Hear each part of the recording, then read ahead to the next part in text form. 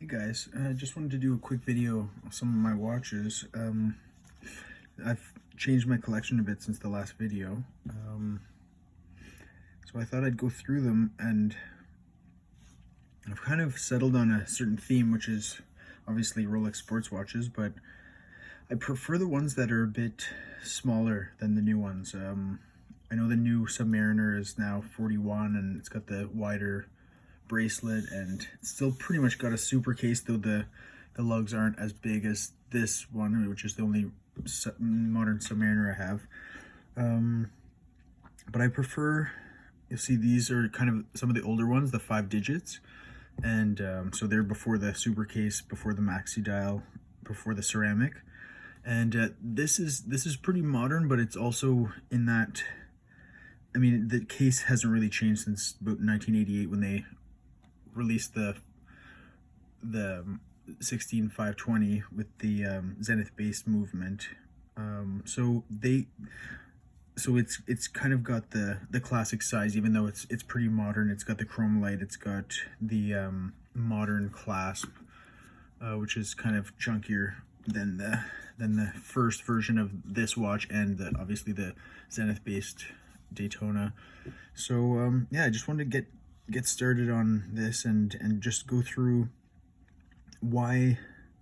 I don't know, if you're interested in getting any of these watches or all of these watches, then it's sometimes good to see videos that just compare them, and I'll give you my thoughts on them and what I like about them. And so I guess what I might do is start with these three, because they're kind of some of the basic ones, and they're all just about the same size, which is one of the things I like the most about them. So the Explorer 2, this one has the polar dial, but I'll start it up. But yeah, so it's obviously this available in the white and the black, and they're very casual, basic 40mm watches, and they're great.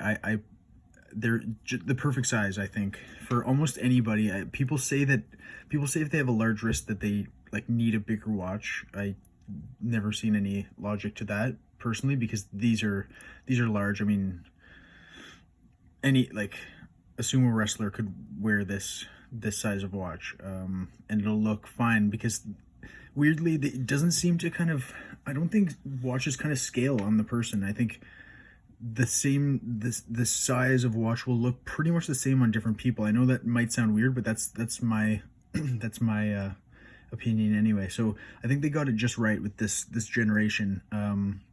It's got nice slim lugs, and slim case that just really wears very well. And people talk, that they don't like these it's stamped, like the clasps and the hollow center links and all that. But honestly, there's nothing wrong with these bracelets. They're just as good, if not sometimes in some ways more comfortable, other than the idea of glide lock, which is brilliant and does make a huge difference for comfort in a different way.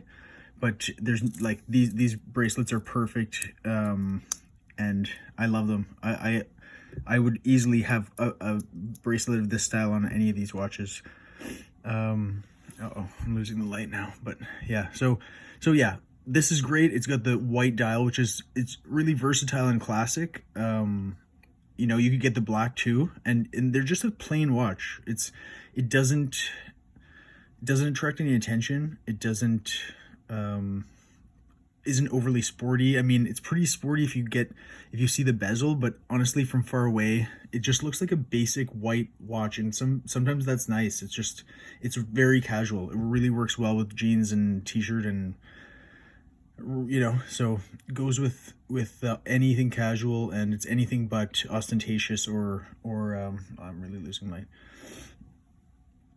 let me see what I can do. That's not gonna help much. So yeah, great watch, perfect size. So this is pretty much as good as it gets for a plain simple everyday or casual weekend type watch. So between these three that are, I relate them to each other just based on size, and they're from the same time, and they just have slightly different looks, but they pretty much could get away with the same, having them for the same purpose. So this is the 16570 Explorer 2, obviously.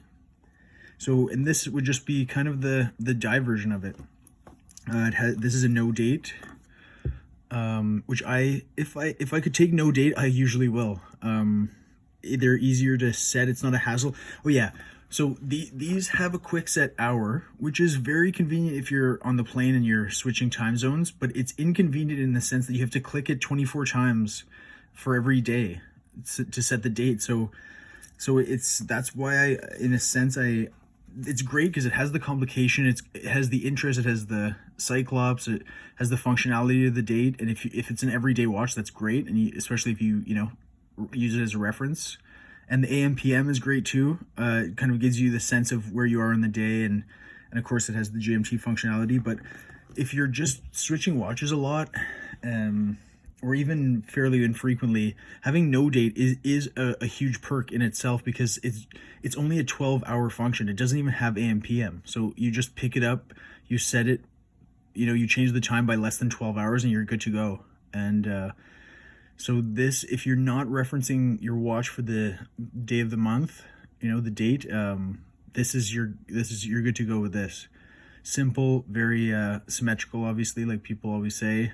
It's got, and you don't even need a chronograph if you have a dive bezel, I find often. So you have obviously a 60-minute timer if you line it up with the minute hand on the spot, and in 1 second. You don't have to reset it, don't have to worry about it. You also have a 12-hour timer. I mean, it's less precise obviously, but you put the hour hand where you start, and you can measure the hours within easily within a few minutes, less than 5 almost. I shouldn't say that. Believe me, if you're timing something well, it's about 4.5 hours ago. This works as a 12-hour timer too. So this is a lot of people say an elapsed time bezel is more useful or just as good as a chronograph a lot of times. It's not as precise, obviously. It's not to the second, especially on the hour side of things, but you don't have to worry about servicing a chronograph, and a lot of chronographs are thicker, and that's why I actually love Rolex so much. Is they other than the serious divers, they stay slim, and that's like one of the most important things to me is things being slim, because I have a large wrist, so you can pick your diameter, whatever, for your wrist and whatever you like. But I'm not somebody who thinks that a larger wrist, even if you think you need a larger watch, you don't need a thicker watch. Nobody does, because it doesn't change based on how big your wrist is. You still want a slim watch. Well, I do anyway. I guess people like thick watches sometimes, but I don't really see why you would.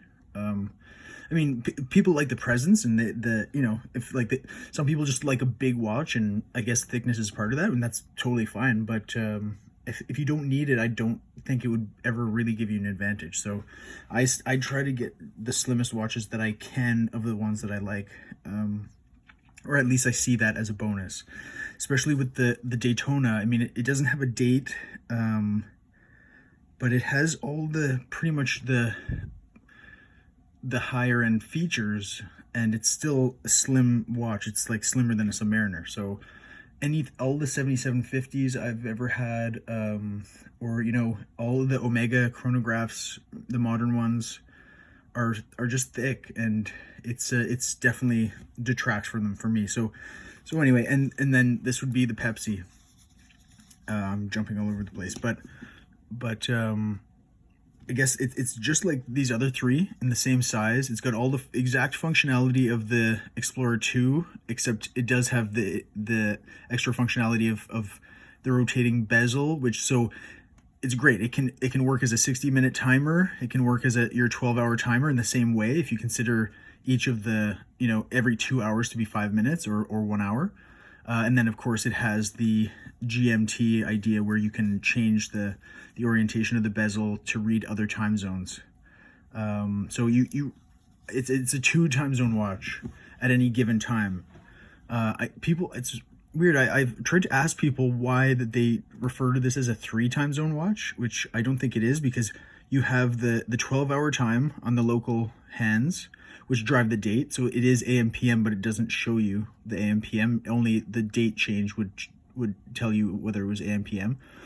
Then you have the 24-hour time, and then the 24-hour time you can only read from the bezel. I mean, unless you memorize where the hours are on the 12-hour scale, but you don't really do that. That's the whole point of the 24-hour bezel. So it's really a two time zone watch, and at any given moment. So you can change it. You can have a third if you can, but if you're reading multiple or remembering them, then it's a 24 time zone watch. So yeah, don't really get it, but anyway, it's a GMT watch, and you can readily change your reference with the 24-hour time. So it has that slight extra functionality, but it really has the extra visual impact just with the blue and red. I have the other dials, and that's why I've said this watch is one of the best watches you can have.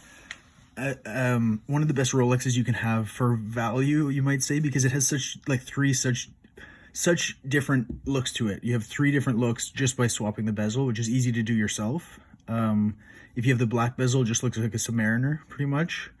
If you have the Coke, that's its own look, and then but the Pepsi is the classic, and just the pop of color, the vibrant color. So, which you cannot see in this low light, but I'm sure you can find lots of nice pictures on it somewhere else.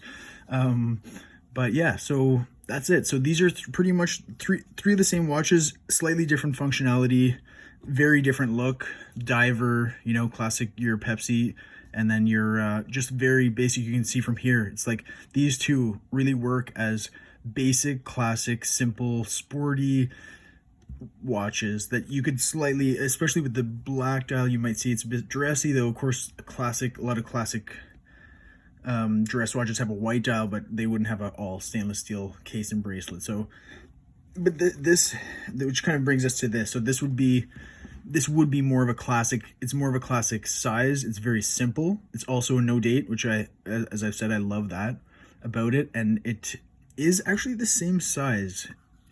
If you think of it as a clock, it's the same size as the Submariner or the 40 millimeters because of the dial. I think it has the same handset too, if I'm not wrong. This is an older generation, but yeah, it's got the same exact size of clock. It just doesn't have the rotating bezel, and it has a more of a svelte case, which is more like a Datejust. So it's not actually any thinner, I don't think, or any thinner than the 40 millimeters either, because it is just slightly more squat because it has the same thickness, probably, you know, similar. I mean, the Submariner it has a bigger case back than the GMT and the Explorer 1 and 2 because it has the diving capability. But it's not any thinner, but it's still really nice and slim. It's just right around that 12 millimeter mark, which is perfect. I mean, even slimmer than that is great too, but 12 really works as a nice slim watch. It doesn't get in your way, and you know, as Tim also would say, it goes right under your cuff, no problem. I don't often wear cuffs, but yeah, so it is the full-size men's watch. It doesn't have the bezel and the extra case size, but this was the classic full-size men's watch for a long time, a long time. And then the sport watches were the bigger ones. Now it seems like 40 millimeters is on the small side of men's watches, which I find weird and irritating because I don't know, I just prefer more classically sized watches. And I have an 8-inch wrist, but it doesn't really matter. Like I say, I don't think the watch scales up. Like, you don't just get a huge watch if you're a big guy. I'm not a big guy, but I have a big wrist. But even if you're a big tall guy or whatever, I think the watches kind of stay the same. I don't know. That's just for me anyway. But yeah, this is super simple, super casual. Just a bit old school, I guess, right? So it's not a modern watch. So if you kind of like that vintage vibe or just the classic simplicity, this is pretty much the only watch you'd need, especially if you're into no date watches. So